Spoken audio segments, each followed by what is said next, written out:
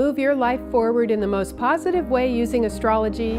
Then let's talk about the astrological patterns for March 2013. March is fascinating because there are two separate personalities to this month. The first half of March, we have a lot of planets transiting in the sign Pisces, and it's going to be a much more gentle and easygoing, flowing sort of energy. We may not feel as dynamic. We may tend to want to do more creative things or meditate or have a spiritual sense about us. And, I thought it was interesting. I'm listening to a lot of Fish music right now, PHISH. Fish is a jam band. I just love them. And that's so appropriate right now. In one of their songs, they have this wonderful phrase in the lyrics. They say, "The trick is to surrender to the flow." It really sums up the first half of March. The trick is to surrender to the flow.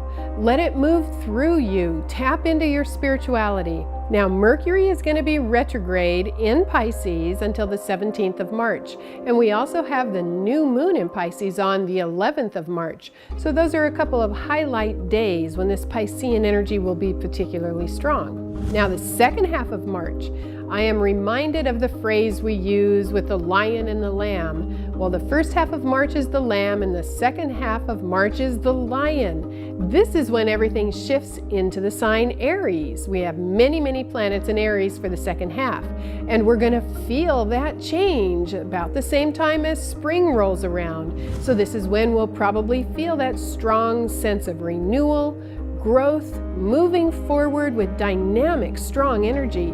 When Mars goes into Aries in that second half of the month, you will feel that current of energy changing, and you'll probably want to pioneer something new to really get your energy out there and push forward.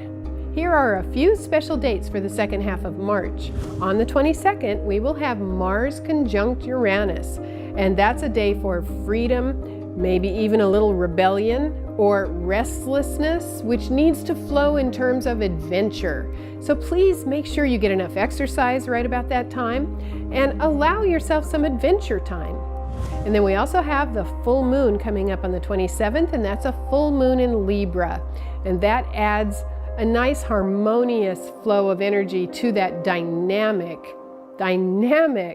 Aries energy.